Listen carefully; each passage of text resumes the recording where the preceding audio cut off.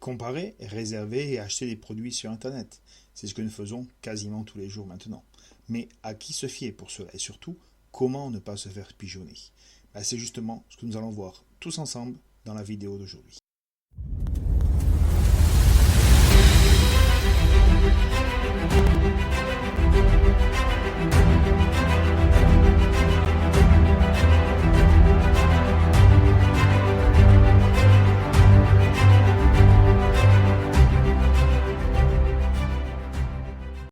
Bonjour et bienvenue sur notre chaîne L'informatique vous rendra libre. Aujourd'hui, nous allons donc parler achat, réservation et commande sur Internet. Et là, il y a beaucoup de choses à dire. Alors bien sûr, il faut penser à la sécurité, avec les faux sites et les sites qui sont piratés. Mais pour l'instant, nous allons nous focaliser sur comment trouver les bons produits, réserver ou passer des commandes sur Internet. Alors, accrochez-vous à vos claviers pour ne pas tomber de la chaise avec ce que nous allons voir aujourd'hui. Alors, par quoi pourrais-je commencer ? Tout simplement, tiens, je sais, il est presque midi. J'ai faim. Et donc, comme font beaucoup de jeunes maintenant, au lieu de se préparer à manger ou de se déplacer pour aller chercher ce qu'il faut, mais nous allons nous faire livrer. Et pour ça, des tas de plateformes sont apparues. Uber Eats, Deliveroo, Allo Resto, etc. Mais il ne faut pas se leurrer. Ce ne sont pas des actions loi 1901. Donc, si elles le font, c'est qu'elles ont quelque chose à y gagner, bien évidemment. Ok, vous allez me dire qu'ils vous préviennent, qu'ils facturent des frais de livraison. C'est vrai, mais êtes-vous sûr qu'il y a véritablement qu'ils ne facturent que ça? Alors, comme on est 3 au magasin, je viens de commander pour nous 3. En premier, sur le site d'une restauration rapide, et ensuite sur un site type Uber. Alors, je fais apparaître mon écran pour vous montrer un petit peu ce que ça donne maintenant. Et donc, vous allez pouvoir constater que j'ai commandé exactement la même chose sur les deux sites en question. 3 menus XL, donc de 280 original, avec frites et coca sans sucre, je vous rappelle, parce que maintenant il y a une nouvelle taxe qui vient se greffer dès que vous prenez des produits avec du sucre. Un 280 rosti, pareil, mais avec un Fanta pour changer, toujours sans sucre, 2 crocs et un petit wrap. Et nous sommes sur un montant de 51,65 €. À côté de ça, si je vais sur le site d'Uber Eats, je constate que pour les mêmes éléments, 280 original de quantité, avec frites, boissons sans sucre, rosti toujours pareil, même taille, c'est du XL, c'est du Maxi Best Of, 2 crocs et un petit wrap, je suis déjà sur un montant non neutre de 67,25 au lieu de 51,65. Mais ce n'est pas tout, parce que si je clique sur le bouton commander, j'accède dans ces cas-là au récap complet de ma commande, avec une option de livraison supplémentaire. Si je veux pouvoir être livré à 1h54 ou à 1h55, si je vais être livré une minute plus tôt, ça me coûtera 2 € de plus quand même, mais avec la notion, cette fois-ci, des frais de service. Donc les frais d'utilisation de la plateforme, qui sont de 6,99 €, et des frais de livraison, 0,49 €. Attention, ces frais vont également varier en fonction de l'heure à laquelle on va être demandé à être livré, tout simplement.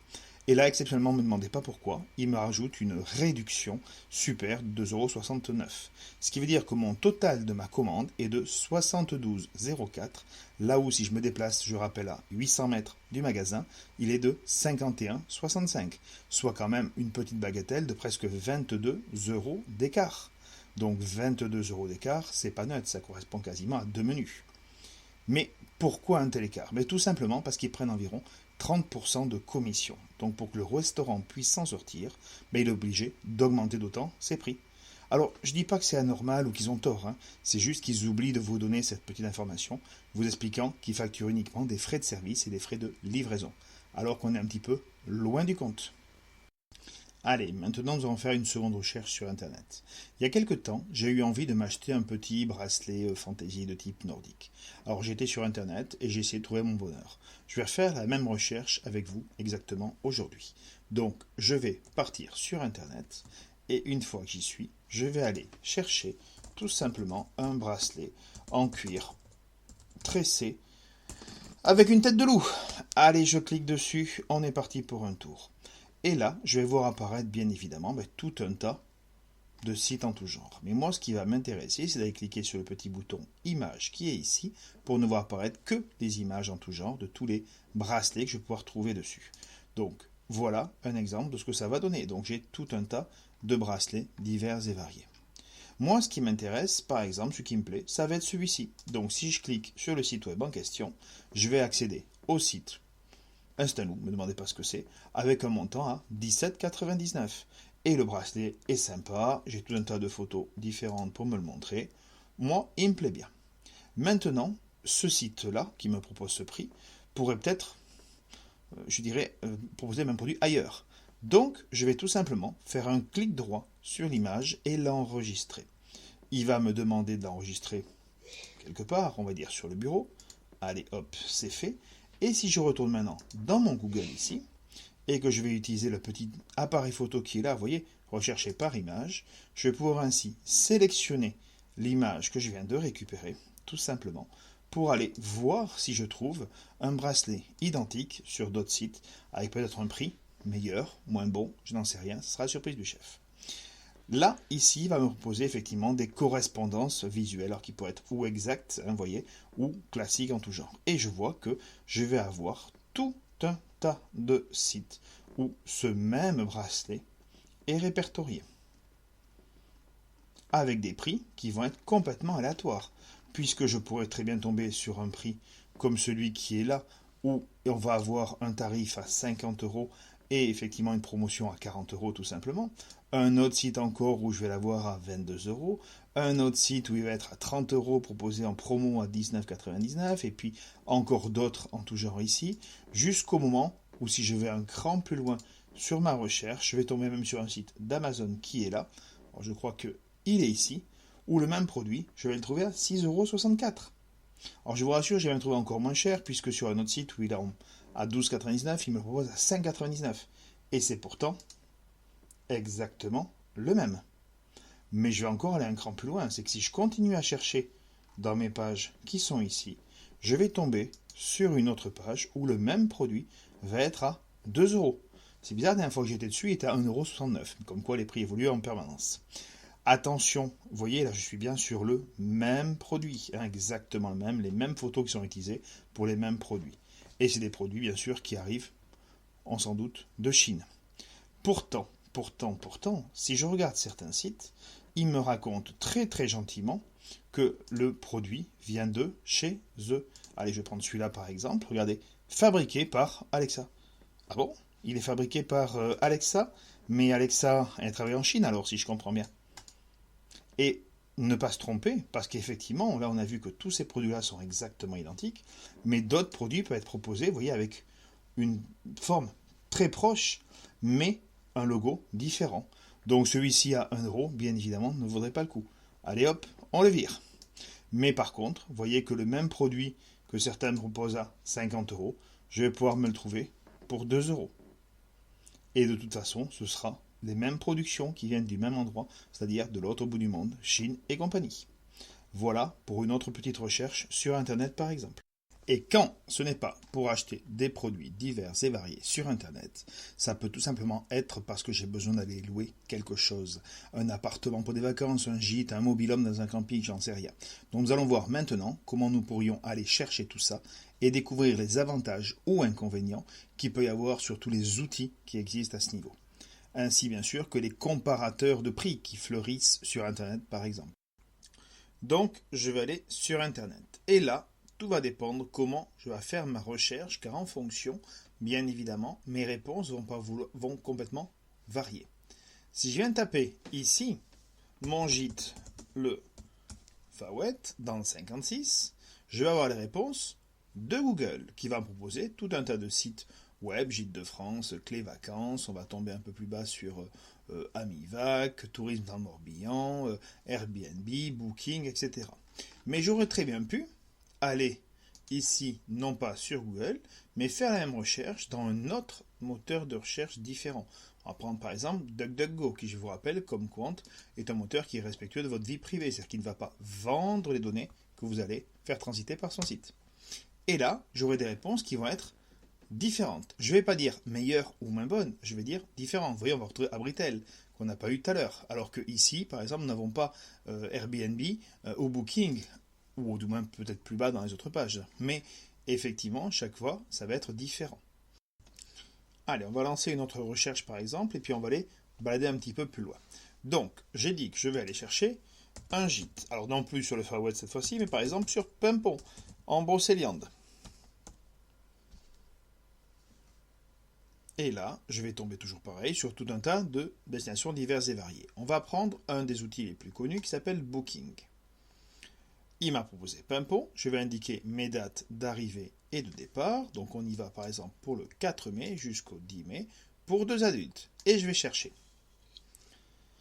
Il va me proposer bien sûr tout un tas de choses. Mais attention, il va vous les classer selon ses choix préférés à lui. Souvent, ce qui va vous intéresser, c'est une question de distance, une question de prix, une question de notes. Donc n'oubliez pas qu'il va falloir peut-être resélectionner un petit peu en fonction de votre préférence à vous. Sachant que ce que nous cherchons dans ce cas précis, je répète, c'était un gîte.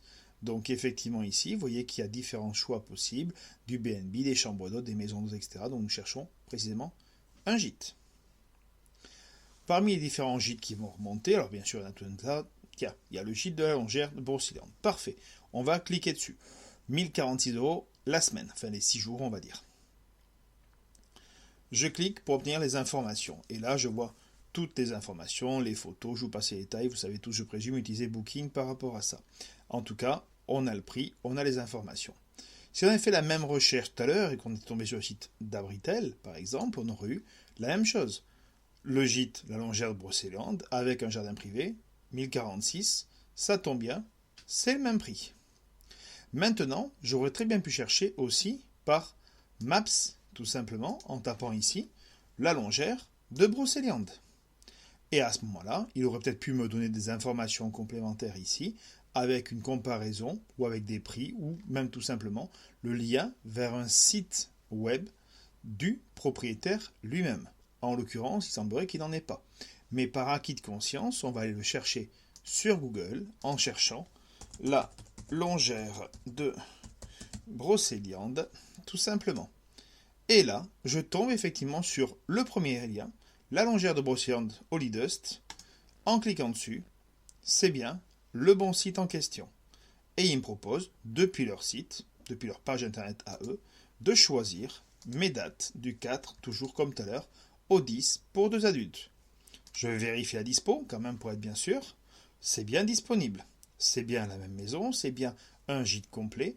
Et au lieu d'être à 1046, je vais être à 979. Pourquoi ? Tout simplement parce que toutes ces sociétés ne vivent pas d'amour et d'eau fraîche. Donc elles vont faire baisser les prix aux propriétaires pour qu'ils gagnent moins et pour mettre en avant leurs offres. Mais à côté de ça, elles vont vous le vendre aussi par moment plus cher. Sachant que, et ça c'est très important de bien le comprendre, que sur Booking, il pourrait être disponible alors qu'il ne le serait pas sur Abritel, alors qu'il le serait par exemple sur Airbnb. Parce que certains sites vont bloquer des dates en disant « Vous, propriétaire, vous me réservez votre appartement à telle et telle période ». Donc, poser la question directement au propriétaire est largement plus intéressant à ce niveau. Ainsi, vous serez sûr d'avoir la bonne disponibilité et le bon prix. Et ce sera exactement la même chose quand vous utiliserez d'autres comparateurs de prix pour des billets d'avion, pour des billets de train, pour des hôtels, etc., etc. Chacun va vous proposer ce qu'il a besoin, ce qu'il a envie de mettre en avant, parce qu'il va peut-être gagner davantage sur certaines résidences, sur certains appartements, sur certains trajets que sur d'autres. Et donc ainsi, la réponse que vous aurez ne sera peut-être pas celle qui vous correspondrait le mieux, mais celle qui leur correspondra le mieux. Donc, chercher sur Internet, acheter sur Internet ou réserver, louer sur Internet veut dire qu'il va falloir que vous ayez, vous, envie d'aller chercher un petit peu et pas de prendre les premières réponses qui vont vous tomber sur la main. Par contre, Internet vous permettra aussi d'avoir tout un tas d'informations sur la zone, sur le lieu, sur l'agencement de l'endroit que vous voulez par exemple louer ou visiter.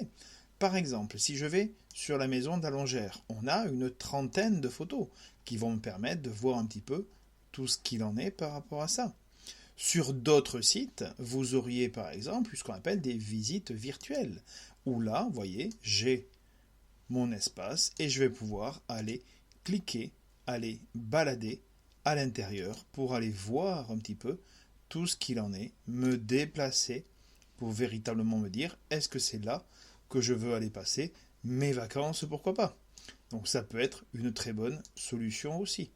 Dans d'autres sites, ce sera un système pareil avec ce qu'on appelle de la partie visite guidée tout simplement. Donc par exemple, je vais prendre Village Capesterel, hein, c'est un exemple parmi tant d'autres, où j'ai tout un tas de photos effectivement, où j'ai des vidéos, mais où j'ai aussi une visite virtuelle.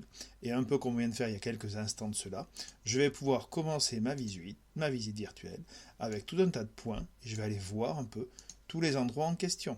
Donc je clique, je vais aller voir la place des pêcheurs, les différents endroits où je vais pouvoir me rendre, pour aller ainsi balader et visiter un petit peu si tout va me correspondre, va me plaire ou pas. Hop, alors on va balader un petit peu plus, on va dire qu'on va aller faire un tour du côté de la piscine, pourquoi pas. Que ce soit la petite piscine qui va être ici, que ce soit la grande qui soit là, tout simplement. Maintenant, dans certains cas, ce ne sera pas effectivement ça que vous avez besoin de savoir, mais est-ce qu'il y a des places pour se garer? Est-ce que c'est proche d'une gare? Est-ce que c'est proche d'autres éléments? Donc si par exemple, je reviens par exemple sur Maps, comme je vous disais tout à l'heure, hein, ou Mappy on peut faire la même chose, je vais pouvoir faire apparaître non pas uniquement la carte, mais une version satellite pour aller voir un petit peu ce qu'il y a autour. Et voyez, vous avez le petit bonhomme jaune qui se trouve en bas ici, que vous allez pouvoir prendre en cliquant dessus sur la souris et en laissant appuyer, et en venant le jeter, le lâcher, tout simplement sur le bord de la route en question. Et je vais ainsi me rendre compte de ce qu'il en est. Alors là, on est effectivement perdu un petit peu au milieu de la campagne, donc on ne va pas véritablement voir beaucoup de choses qui seront peut-être très très intéressantes, si ce n'est qu'effectivement on va avoir de la forêt, on va avoir des arbres, etc. Mais chercher un autre endroit, par exemple, allez, Saint-Raphaël, pourquoi pas? Saint-Raphaël, je vais chercher un endroit ou une résidence là-bas. Hop, on va aller prendre le bord de mer, vous voyez, je vais avancer un petit peu sur les routes à ce niveau, et puis je vais aller me mettre, au niveau de la plage du Veilla, pourquoi pas, et je vais faire exactement la même chose. Et si l'hôtel ou la résidence que je cherche qui se trouve ici, pourquoi pas, vous voyez, à côté du petit symbole en question, mais je vais lâcher mon petit bonhomme devant. Et voici la résidence où je pourrais par exemple je louer, j'en sais rien, et est-ce qu'il y a des emplacements pour se garer? Et je vais aller voir, me rendre compte un petit peu de ce qu'il en est, s'il y a des travaux, s'il y a des trains qui sont pas loin, si c'est vraiment proche de la gare, tout simplement, ou proche à l'inverse de la plage, parce qu'effectivement, je veux pouvoir aller rapidement à la plage ou pas. Donc je vais pouvoir ainsi balader, tout simplement, dans mes rues, sans aucun problème, et je vais même vous dire franchement que je vais même pouvoir aller sur le bord de plage, pour aller voir un petit peu ce qu'il en est. Alors non, vous n'aurez pas le droit d'aller vous baigner tout de suite, hein, je vous rassure. Mais voyez, on peut faire vraiment un petit peu tout ce que l'on veut. C'est aussi un des avantages d'Internet. Ça vous permettra d'en savoir un petit peu plus sur le futur lieu où vous pourriez, par exemple, le louer. Attention toutefois à un élément important, c'est que les photos ou images que vous voyez datent d'un certain moment. En bas, à droite, ici, vous voyez, vous avez marqué date de l'image. Donc cette photo ou ces photos qui ont été prises là datent de novembre 2013. Alors que, effectivement, si je remonte un peu plus haut ou ailleurs, peut-être que j'aurai des photos qui seront à un autre moment, à un autre passage. Donc il faut quand même bien faire attention que depuis 2013, 13 ans sont passés, peut-être bien effectivement que le visuel a un petit peu changé depuis lors. Donc n'oubliez surtout pas ce petit détail-là, c'est que les dates d'image en bas peuvent être importantes. Et voilà, nous arrivons à la fin de cette vidéo. J'espère que vous avez pu découvrir de nouvelles méthodes pour chercher, comparer et commander sur Internet.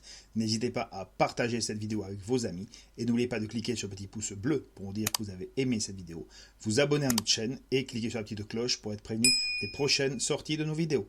A très bientôt sur l'informatique vous rendra libre.